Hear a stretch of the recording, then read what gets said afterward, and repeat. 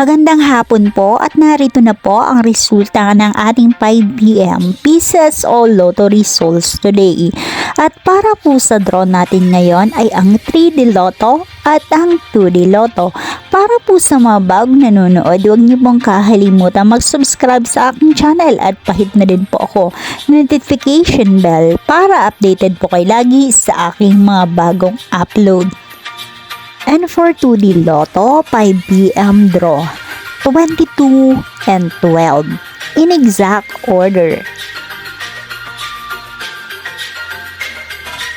And for 3D Lotto, 5 p.m. draw, 4, 6, and 7 in exact order. Maraming salamat po sa inyong panonood.